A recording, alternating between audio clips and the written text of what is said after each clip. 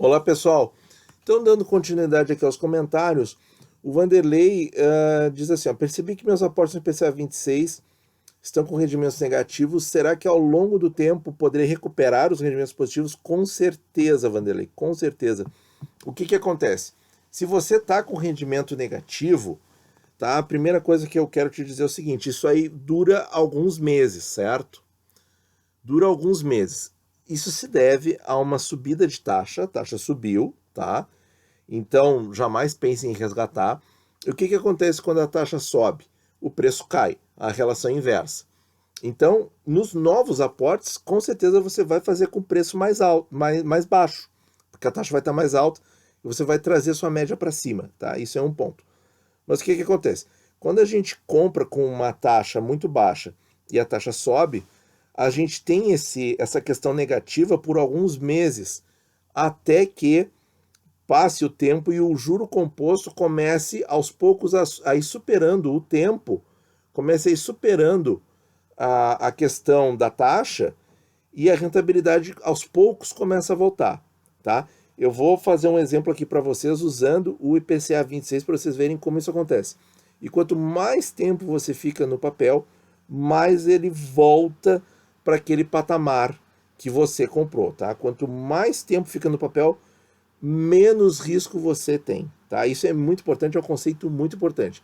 Em geral, essas oscilações negativas, quando a taxa sobe, elas são de curto prazo, tá? Elas são ali por 1, 2, 3, 4 meses. Depois a taxa, não é que a taxa se acomode, mas começa a ter um certo tempo e aí começa a diluir o problema, aí a diferença de taxa e pela ação do tempo, porque o Tesouro IPCA 26 ele vai sendo atualizado pelo VNA, que é atualizado pelo IPCA, pela inflação, e vai, de certa maneira, diminuindo esse índice negativo até ficar numa margem menor que a taxa contratada, mas positivo. Tá? Vamos mostrar isso aí para quem não está pegando direitinho o que eu estou falando. Vamos para a calculadora do Tesouro. E aqui eu vou buscar uns dados aqui para a gente fazer uma simulação bem realista.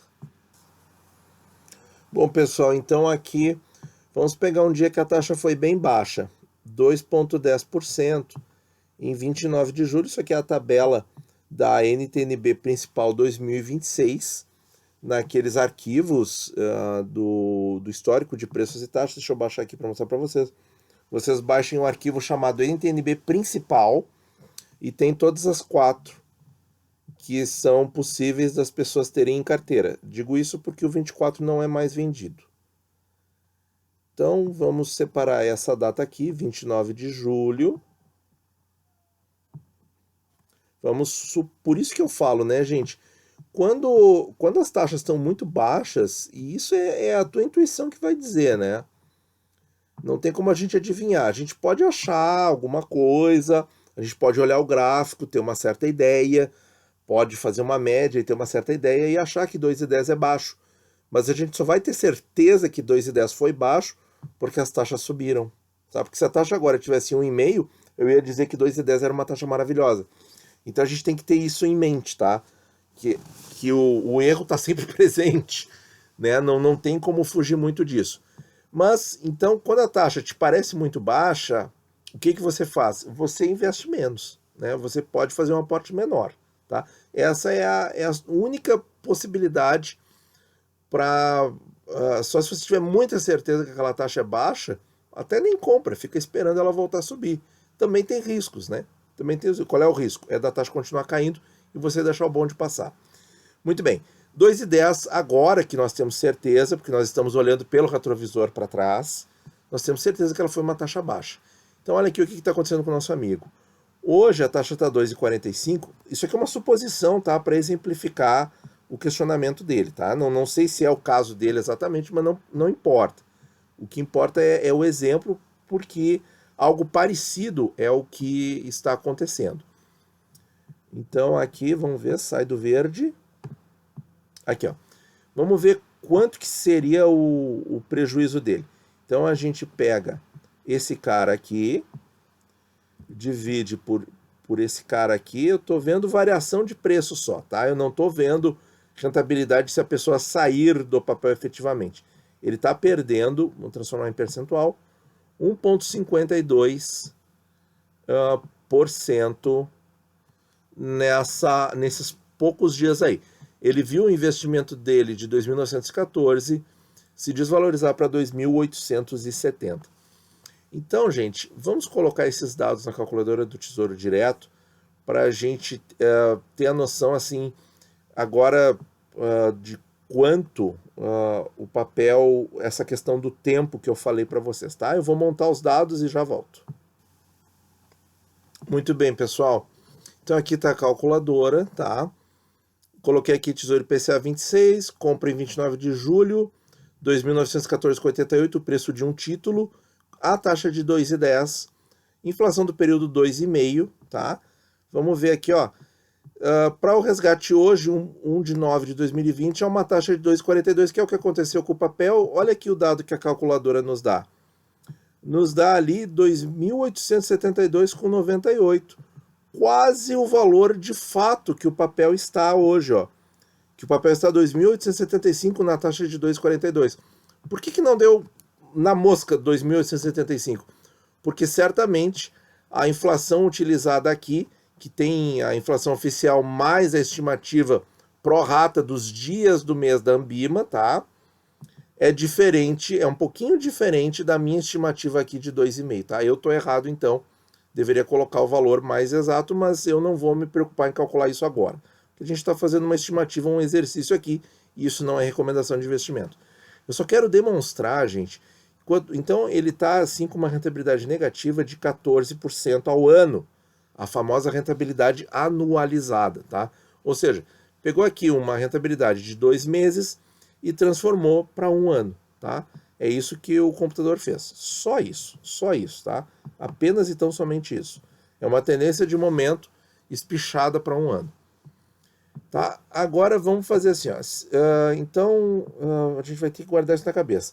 14%, tá? Negativo. Esse número vai diminuir se eu ficar mais 2 meses no papel e a taxa for absolutamente a mesma. Opa, deu tudo errado aqui.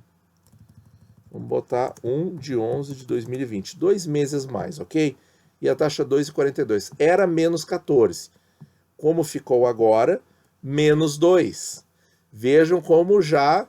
Eu fato de ficar mais 2 meses. Vamos colocar mais 2 meses. Então, novembro, dezembro, janeiro. Então, não vamos deixar dia 1º, vamos deixar dia 3, que eu acho que vai ser dia útil.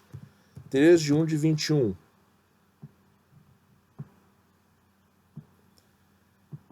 Olha aí, ó, já fica no 0 a 0, rentabilidade 0,07. Vamos ver março. 3 de 3 de 21, na taxa de 2,42. Olha aí, já começa a render 1% ao ano. Então veja que leva aí de 4 a 6 meses, esse movimento de taxa de 2,10 para 2,42, leva aí de 4 a 6 meses para voltar a render positivo. Tá? Então está aqui comprovado, tá? Vocês viram como a calculadora do Tesouro é precisa, mesmo com uma estimativa incorreta da inflação, porque isso aqui não é milimetricamente calculado, isso aqui é o número que eu tirei da minha cabeça, ok? Então está sujeito a erro, mas vejam como os dados são bem calculados, é bem preciso mesmo, tá? E a estimativa de 2,5 não é uma estimativa tão errada assim, tá? Apesar dela ser tirada da minha cabeça, ela não está tão errada, porque vocês viram como ela acertou ali a questão dos dias, né? Certo, Vanderlei? Então, assim, ó, tenha calma, tenha paciência, que o seu investimento vai dar positivo. E com essa taxa mais alta agora, a minha sugestão é, se possível, comprar um pouquinho mais, certo? Para fazer a sua média subir.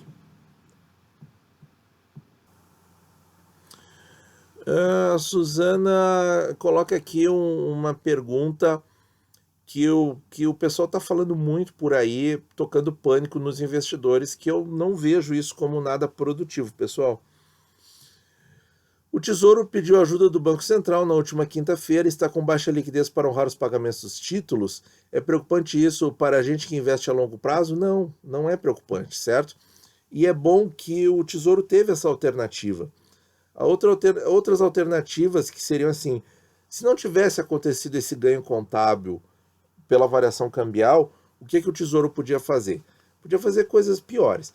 Podia aumentar mais as taxas para tentar obter mais dinheiro no mercado interno, porque a gente sabe que os títulos têm saída, principalmente os prefixados, e a gente sabe, por exemplo, que as NTNFs saem todas, e quando as taxas começam a subir um pouco, o Tesouro para de ofertar, por quê? Porque não quer gastar, gente, tá? Ele quer preservar o erário público, né? Então, o que acontece? Se o Tesouro não tivesse tido essa alternativa, teria que ir para alternativas piores. Dentre elas, 3, tá? Que eu vou citar aqui. Essa primeira, pagar o que o mercado aceita e colocar lá mais papéis, por exemplo, nas NTNFs, pagando aí mais de 7%, o mercado ia absorver tudo, só que isso é caro para o Tesouro Nacional. A outra alternativa é ir no exterior a tentar arrecadar dólares, certo? Tentar emitir papéis em dólar, e o risco de crédito no Brasil em dólar, ele é bom, ele é melhor que o risco de crédito em real, certo? Porque dólar e real é real, ok? Essa é a segunda alternativa. E a terceira alternativa é aumento de impostos, e a quarta é impressão de dinheiro. Então, assim, ó, todas essas 4 alternativas são muito, muito piores do que o Banco Central fez. Então, assim, ó, por isso eu vejo assim, ó, olha, dentre as alternativas, a equipe econômica fez o que de melhor era possível, tá? E isso não me preocupa. Preocuparia para o longo prazo? Não. Preocuparia para o curto prazo. Para o curto prazo, porque aí se o Tesouro não tivesse a alternativa de fazer o ganho contábil da operação cambial, ele teria que partir para essas outras. Pagar as taxas altas que o mercado quer e está ávido por comprar esses papéis, porque vende tudo, certo? Quem vê aqui os leilões sabe a cobertura que eu faço.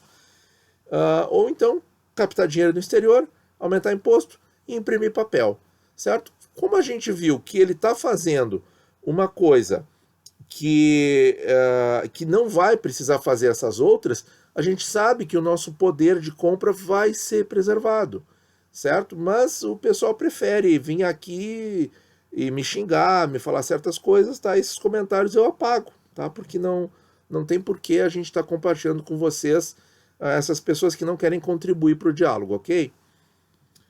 Muito bem. Olha aqui o Ricardo. Depois, Ricardo, eu quero que tu me diga o seguinte, tá? Dei uma sumida para aprender um pouco sobre FIIs e ações, tá? Tô focado no IPCA 24. Pena que não dá mais para comprar, né, Ricardo? Bem verdade que não aportei, mas há pelo menos um ano. Não aportei mais há pelo menos um ano. Desculpe a minha leitura ruim. Fui para os fundos imobiliários. Então, Ricardo, como é que estão aí os fundos imobiliários? Você tá melhor? Tá ganhando mais? Pô, você perdeu aí taxas superiores a 4% em vários tesouros IPCAs muito bons, na nossa opinião, né? Me conta aí como é que tá esse lucro aí nos teus FIIs. Meu pensamento é ter sempre 50% em renda fixa. Grande abraço, autoridade. Eu não sou autoridade, tá, Ricardo? Então, autoridade, abraço aí para você também. Muito bom. O Thiago pergunta sobre o tal reset financeiro mundial. Olha, Thiago, assim, ó, dos economistas que eu acompanho, eles não estão falando disso, tá? Eu vejo muito essa coisa aí de reset financeiro mundial. Olha, não quero dizer, mas não quero soar precipitado, mas me parece muito especulativo esse assunto, tá? Especulativo a um ponto assim de estar mais pro lado fora da realidade do que na realidade, tá? E como eu falei, os economistas, os canais que eu acompanho, não estão falando disso, tá? Então esse assunto, por enquanto, não está no meu radar. Bom, vamos lá para a enésima vez essa pergunta. Esse fundo que o amigo indicou tem taxa zero e só investe em Tesouro Selic. Agora tem na corretora tal também com taxa zero. Mesmo assim, você acha que tem mais risco, supondo que compre 100% em Tesouro Selic? Sim, tem mais risco, pelo simples fato de ter um intermediário entre você e o Tesouro Nacional. Você quer o risco zero, tem que comprar o Tesouro Selic em si, o ativo de verdade. Colocou num fundo, colocou que tem um administrador, que tem uma pessoa jurídica, um terceiro envolvido, só esse fato já aumentou o risco, tá? É a enésima vez que eu estou respondendo essa pergunta, tá, pessoal? Então, vamos se ligar, tá? Aqui... Opa, não é isso aqui. Deixa eu botar aqui, cancela aqui. Investindo 30 mil e fazendo aportes mensais de R$ 300 no final do título, terei quanto? Faz ali no simulador do Tesouro Direto. Eu não gosto muito dessas simulações com os aportes fixos, porque o valor final, ele não tem uma tradução real.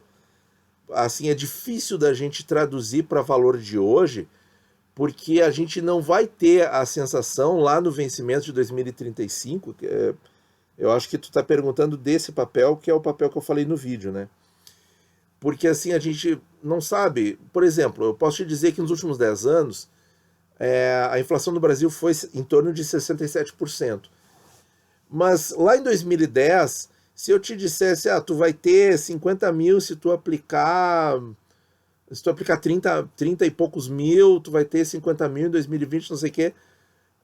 Em 2010, tu teria dificuldade de saber quanto que vale 50 mil, e hoje eu tenho certeza que tu sabe quanto que vale 50 mil.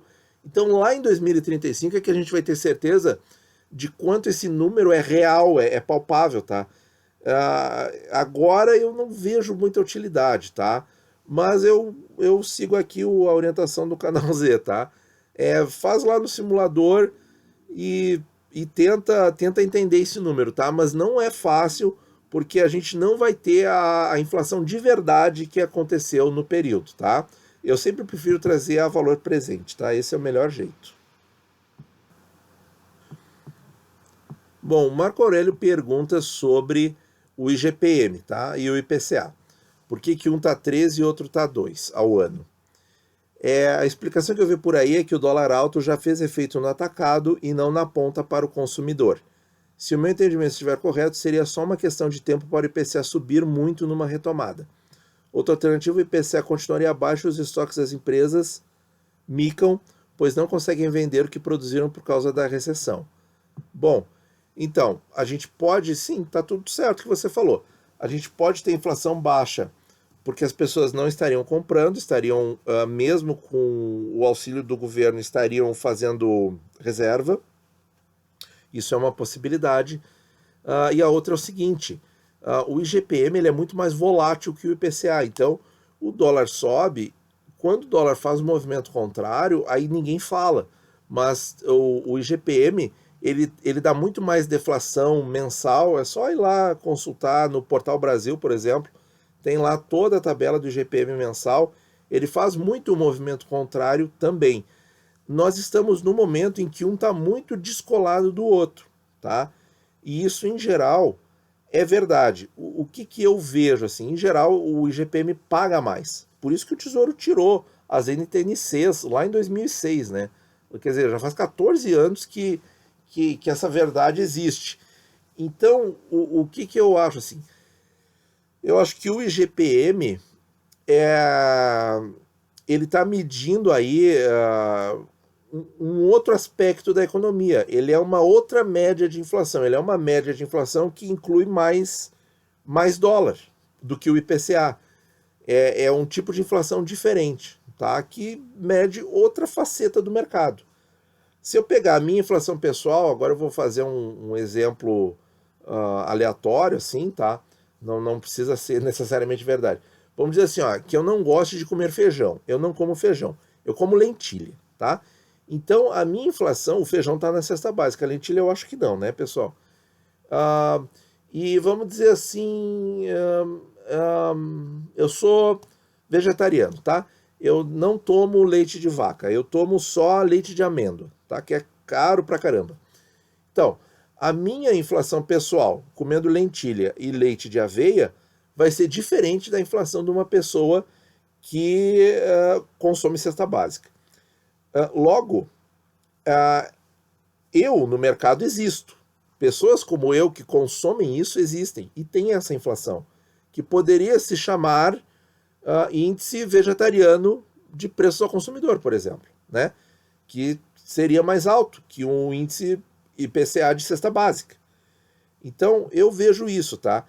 E o IGPM, nesse aspecto, a minha visão é que ele não é um índice tão global quanto que o IPCA médio. O IPCA é o índice de preço ao consumidor amplo. E o IGPM é o índice geral de preços no mercado, certo? Então, o IGPM é mais específico, tá? É uma faceta do mercado, e o IPCA é mais amplo. Então, em tese, eles não são comparáveis, tá? Eles não são comparáveis. Agora, realmente, é uma lástima que a gente não tenha mais a NTNC para poder diversificar os nossos investimentos com um título que pague IGPM mais X%. Seria muito, muito útil a gente manter isso, porque ele também varia para baixo, ele também tem deflação, tá?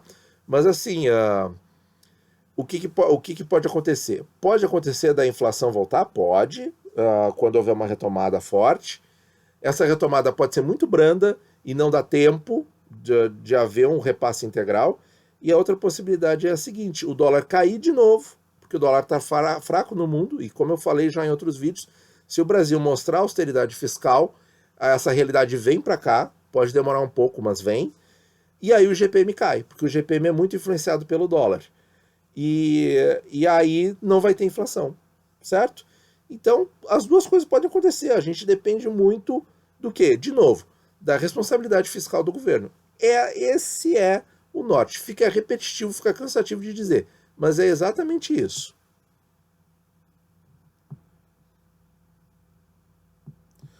O Igor pergunta: a situação fiscal do país é preocupante e pode afetar as taxas do Tesouro Direto. Acho que eu já estou um pouco cansado, eu vou dar uma pausa, pessoal. Porque os prefixados são mais comprados, como o falado no vídeo. Falado e demonstrado, né, Igor? Comprovado, que eu mostro ali que realmente os bancões e as instituições financeiras compram muito mais prefixados. Eu fiz um vídeo aí esses dias mostrando que 21 bilhões de reais foi só em prefixado, né? Por quê? Porque assim, porque o prefixado é certo. O prefixado não tem oscilação. A tesouraria lá do bancão, seja lá da instituição financeira, do fundão lá, sabe exatamente quanto vai ter na data. E para eles isso é muito importante. Diferente de nós, que nós temos assim um receio quase que fóbico da inflação. Então nós, pessoas físicas, nós temos que nos proteger muito da inflação, porque nós consumimos na inflação, né? Já os bancões não, eles entesouram essas taxas. E eles têm mais estabilidade e previsibilidade. Então esse é o principal motivo pelo qual essas instituições compram mais pré-fixados. E também existe um movimento no Brasil, e os primeiros estudos acadêmicos foram feitos pelo Ilan Goldfein, né? Muito interessante isso. Lá no comecinho da década de 2000, do milênio, né? No comecinho do milênio, ele publicou esses estudos acadêmicos, mostrando que é mais interessante também para o Tesouro, pelos mesmos motivos, previsibilidade e consistência ao longo do tempo, planejamento, essa coisa toda, ter muito mais da dívida em pré-fixados do que pós-fixados. E o que a gente viu em agosto com a modificação, a modificação da reunião ordinária da estruturação da dívida pública? A gente viu que aumentou um pouquinho o espaço de pré-fixado e reduziu um pouquinho o espaço de pós-fixado, Tesouro Selic. Então, para quem está administrando a dívida e para quem está comprando a dívida pública, é muito melhor ter mais previsibilidade. E o papel mais previsível de todos é o pré-fixado para eles. Para nós não, porque nós pensamos muito na inflação, nós temos muito medo da inflação. Isso atrapalha muito o nosso investimento. Mas para as instituições financeiras não, porque eles conseguem ter a organização direitinho, né? Quanto que tem hoje, quanto que vai ter no ano tal, no ano tal, no ano tal. Por quê? Porque eles têm todos os papéis, eles fazem os escalonamentos, eles têm acesso ao mercado secundário, que tem todos os prazos que nós não temos, certo? Então, para eles é muito mais fácil de organizar e muito mais fácil de planejar e de ter previsibilidade nos andamentos financeiros, certo? Basicamente é isso. Tá, pessoal? Muito obrigado por ouvir e bons investimentos a todos.